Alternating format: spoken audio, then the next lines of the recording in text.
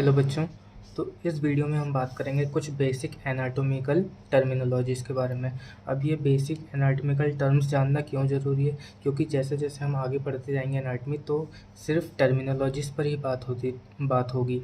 तो हमें पता होना चाहिए कि अगर कोई सामने वाला एक ये एनाटॉमिकल टर्म बोल रहा है तो उसका मतलब क्या है।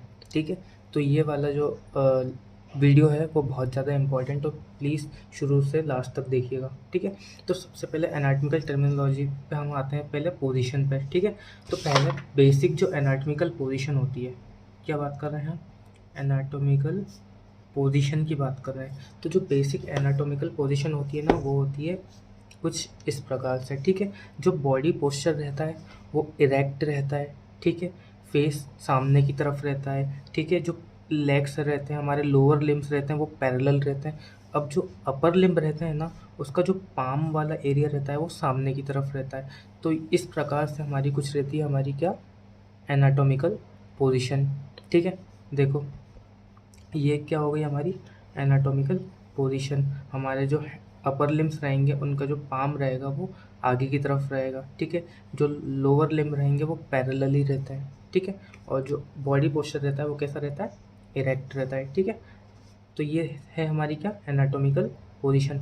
एनाटॉमिकल पोजीशन के बाद आती है एक फंडामेंटल पोजीशन। क्या आती है? Fundamental position. फंडामेंटल पोजीशन कुछ नहीं, एनाटॉमिकल पोजीशन जैसे ही रहती है, बस एनाटॉमिकल पोजीशन में आपको क्या दिख रहा है, जो पाम्स हैं वो आगे की तरफ है। फंडामेंटल पोजीशन में जो रहता है वो पाम क्या रहते हैं, वो बॉडी की तरफ रहते हैं। ठीक है, तो इस पोजीशन को हम क्या बोलते हैं, फंडामेंटल पोजीशन। ठीक है, उसके अलावा दो पोजीशन और रहती हैं, कौन कौन सी? सुपाइन और प्रोन। सुपाइन पोजीशन का मतलब है जो बैक की बैक की तरफ से जो पर्सन है, जो सब्जेक्ट है वो लेटा हुआ है, तो उसको क्या बोलेंगे हम, सुपाइन पोजीशन। प्रोन पोजीशन का मतलब है कि बैली पर कोई इंसान लेटा हुआ है। ठीक है, उसकी बैली पर कोई इंसान, उसकी जो बैली है वो नीचे टच हो रही है, नीचे ग्राउंड पर टच हो रही है। और सुपाइन पोजीशन का मतलब क्या है, जो बैक है वो ज़मीन पर टच हो रहा है। तो हमने चार पोजीशंस पढ़ ली, कौन कौन सी? एनाटॉमिकल पोजीशन पढ़ ली, एक फंडामेंटल पोजीशन पढ़ ली, एक पढ़ी हमने सुपाइन पोजीशन, और एक क्या पढ़ी हमने, प्रोन पोजीशन। ठीक है, एनाटॉमिकल पोजीशंस के बाद हम बात करते हैं कुछ एनाटॉमिकल प्लेन्स के बारे में। क्या? एनाटॉमिकल प्लेन्स के बारे में बात करते हैं। तो जो हमारी एनाटॉमिकल प्लेन्स रहती हैं वो चार फंडामेंटल प्लेन्स रहती हैं। कितनी प्लेन्स रहती हैं? चार प्लेन्स रहती हैं, चार फंडामेंटल प्लेन्स रहती हैं हमारी। कौन कौन सी रहती हैं? तो पहली जो रहती है वो रहती है हमारी मिड सेजाइटल, नाम याद रखना, मिड सेजाइटल या फिर मीडियन प्लेन। मिड सेजाइटल या फिर मीडियन प्लेन। जो दूसरी रहती है वो रहती है सेजाइटल प्लेन, अभी हम पिक्चर्स में देखेंगे सेजाइटल प्लेन। तीसरी रहती है वो रहती है कोरोनल प्लेन, और चौथी रहती है वो रहती है ट्रांसवर्स प्लेन। ठीक है, तो देखो अब इस पिक्चर में देखो, जो ये आपको एक पर्सन दिख रहा है। ठीक है, अब हम बात कर रहे हैं इसमें मिड सेजाइटल पोजीशन के बारे में, ध्यान से देखिए, मिड सेजाइटल पोजीशन के बारे में। तो जो मिड सेजाइटल पोजीशन में, मिड सेजाइटल जो लाइन रहती है, मिड सेजाइटल जो प्लेन रहता है वो कहाँ से पास करता है? वो मिड सेजाइटल प्लेन पास करता है बॉडी के लॉन्गिट्यूडनली। ठीक है, बॉडी के लॉन्गिट्यूडनली पास करता है और बॉडी को दो लेफ़्ट और राइट वाले पार्ट में डिवाइड कर देता है, इक्वल पार्ट में डिवाइड कर देता है। जो मिड सेजाइटल प्लेन रहता है ना, वो बॉडी को दो इक्वल पार्ट्स में डिवाइड कर देता है, लेफ़्ट और राइट। ठीक है, समझ में आई मिड सेजाइटल प्लेन क्या रहती है? मिड सेजाइटल प्लेन हमारी बॉडी के बीचों बीच से पास करती है लॉन्गिट्यूडनली, और बॉडी को दो इक्वल पार्ट्स में डिवाइड कर देता है, लेफ़्ट और राइट। ठीक है, मिड सेजाइटल प्लेन समझ में आई। दूसरी हमने क्या बात करी थी, सेजाइटल प्लेन। तो मिड सेजाइटल प्लेन के बाद सेजाइटल प्लेन क्या रहती है? तो जो मिड सेजाइटल प्लेन के पैरेलली कोई सी भी प्लेन रहेगी, मान लो कि यहाँ हो चाहे यहाँ हो चाहे यहाँ पर हो, तो मिड सेजाइटल प्लेन के कोई भी पैरेलल कोई भी प्लेन रहेगी तो उसको हम क्या बोलेंगे, सेजाइटल प्लेन। बात समझ में आई। सेजाइटल प्लेन ज़रूरी नहीं है बॉडी को दो इक्वल हाफ में डिवाइड करे, लेकिन जो मिड सेजाइटल या फिर मीडियन प्लेन रहती है ना, वो बॉडी को दो इक्वल हाफ में डिवाइड करती है। ठीक है।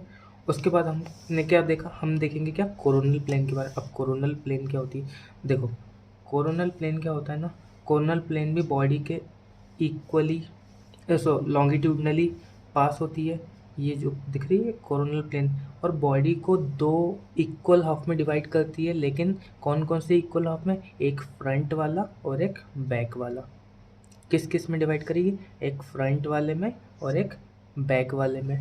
ठीक है, बात समझ में आई। तो जो मिड सेजाइटल रहती है वो दो पार्ट्स में डिवाइड करती है, एक लेफ्ट और एक राइट।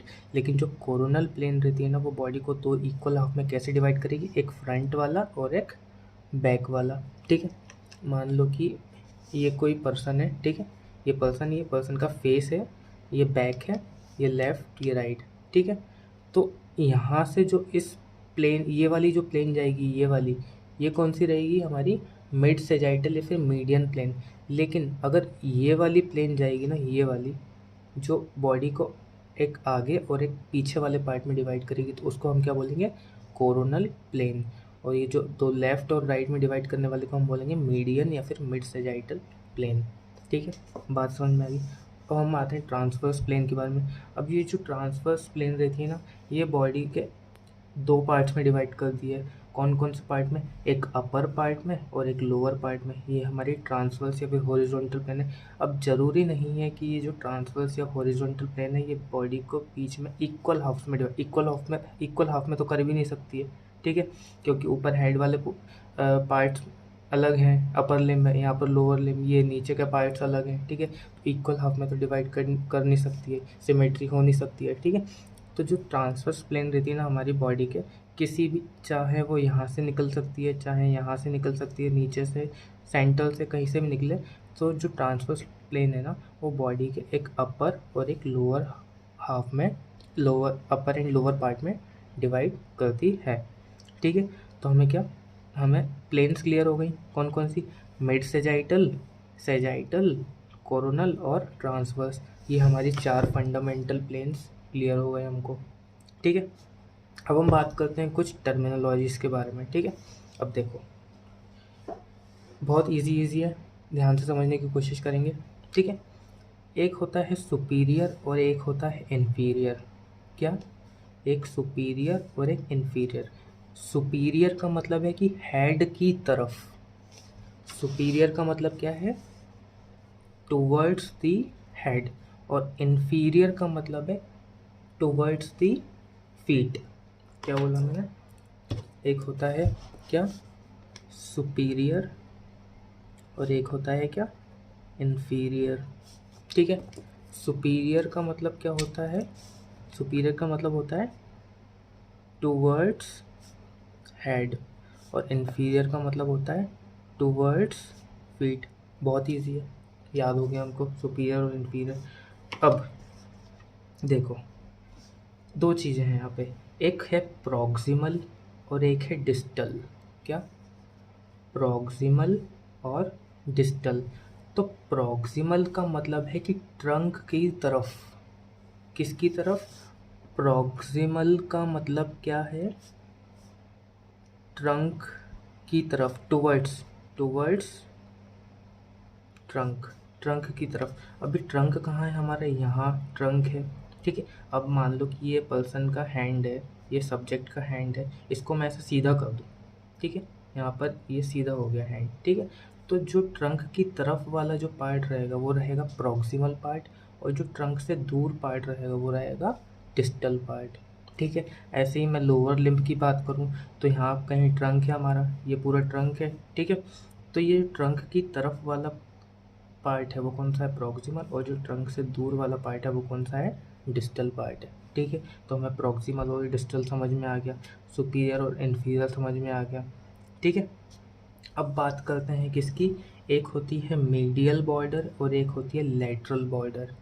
क्या क्या, कौन कौन सी बॉर्डर, एक होती है मीडियल बॉर्डर, एक होती है लेटरल बॉर्डर। अब कुछ भी हो, टुवर्ड्स द मीडियल प्लेन कुछ है तो वो कौन सा हो गया, मीडियल, और away from the medial plane है तो वो क्या हो गया, लेटरल। मैंने क्या बोला, टूवर्ड्स द मीडियल प्लेन, ये हमारी मीडियल प्लेन है। तो जैसे जैसे मैं मीडियल प्लेन के पास जाता जाऊंगा, अगर मान लो मुझे इन दो पॉइंट्स को लेना है, एक यहाँ पर है पॉइंट सिचुएटेड और एक यहाँ पर है, तो जो मीडियन प्लेन के पास है तो वो मीडियल पॉइंट हो गया, और जो दूर है वो हो गया लेटरल पॉइंट। ठीक है, बात समझ में आ गई। तो हमने क्या क्या बात करी, सुपीरियर इन्फीरियर की बात करी, प्रॉक्सिमल डिस्टल की बात कर ली है। ठीक है, उसके अलावा हमने मीडियल और लेटरल की बात कर ली है। मीडियल लेटरल क्या होता है, मीडियल प्लेन की तरफ मीडियल और मीडियन प्लेन से दूर लेटरल। ठीक है, बात क्लियर हो गई। अब बात करते हैं क्या, एंटीरियर सरफेस और पोस्टीरियर सरफेस की। ठीक है, ये तो बहुत ईजी है, सबको पता है। ठीक है, एंटीरियर सरफेस क्या होता है, एंटीरियर सरफेस होता है बॉडी के आगे वाला पार्ट। ठीक है, front aspect of the body, anterior क्या, फ्रंट वाला part, front aspect of the body को हम क्या बोलते हैं, एंटीरियर। ठीक है, और पोस्टीरियर किसको बोलते हैं, जो बैक एस्पेक्ट है। ठीक है, पीठ वाला पार्ट, पीछे वाला पार्ट, इसको क्या बोलते हैं, पोस्टीरियर सरफेस।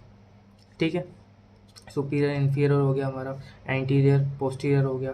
ठीक है, बात क्लियर हो गई। अब देखो ये डायग्राम को ध्यान से देखो। ठीक है, हमने देखा था, हमने देखो ये हमने 3 पॉइंट्स ले लिए थे, मीडियल लेटरल की बात कर रहा हूँ मैं। जो ये मीडियन सरफेस है, इसकी तरफ वाले पॉइंट को मैं क्या बोलूँगा, मीडियल, और इससे दूर वाले पॉइंट को क्या बोलूँगा मैं, लेटरल। ठीक है, मीडियन प्लेन ये है। प्रॉक्सिमल डिस्टल की बात हो गई थी, मीडियन प्लेन के जो पास है वो प्रॉक्सिमल है, जो दूर है वो डिस्टल है। ठीक है, बात क्लियर हो गई। हमने एंटीरियर पोस्टीरियर एंटीरियर की बात कर ली है। ठीक है, लेटरल मीडियल की बात कर ली है, प्रॉक्सिमल डिस्टल की बात कर ली। अब एक और आता है क्रेनियल और कॉर्डल। अब क्रेनियल और कॉर्डल कोई बड़ी बात नहीं है, जो क्रेनियम की तरफ, क्रेनियल वर्ड कहाँ से आया, क्रेनियम से आया, तो जो हेड की तरफ है वो क्या हो गया, क्रेनियल वाला पार्ट। और कॉर्डा वर्ड्स आया है टेल से, तो जो टेल की तरफ है वो हो गया कॉर्डल। ठीक है, तो क्रेनियम हेड की तरफ और कॉर्डल हमारी टेल की तरफ, टेल बोन होती है। ठीक है, तो कॉर्डल वाला पार्ट क्या हो गया, टेल की तरफ। ठीक है, ठीक है, हमें सब समझ में आ गया, लेफ्ट राइट हमें समझ में आता है। ये हो गई हमारी मीडियन प्लेन, मीडियन प्लेन से हम पास जाते जा रहे हैं तो मीडियल, और दूर जाते जा रहे हैं तो लेटरल। ठीक है, प्रॉक्सिमल डिस्टल का भी सेम फंडा है। ठीक है, बात समझ में आ गई। उसके बाद एंटीरियर पोस्टीरियर हमें समझ में आ गया। तो एंटीरियर को हम वेंट्रल भी बोलते हैं और पोस्टीरियर को हम डोर्सल भी बोलते हैं। ठीक है, तो एंटीरियर और वेंट्रल सेम होता है, एंटीरियर और वेंट्रल क्या होता है, सेम टर्म है। ठीक है, सेम मीनिंग है। और पोस्टीरियर और डोर्सल का भी सेम मतलब है। प्रॉक्सिमल और डिस्टल का मतलब हमें समझ में आता है, और सुपीरियर इन्फीरियर हमने पढ़ लिया था। ठीक है, तो ये थे हमारे कुछ बेसिक एनाटॉमिकल टर्म्स जो आपको याद रखना चाहिए। ठीक है, क्योंकि आगे ये आएगा। Okay, thank you.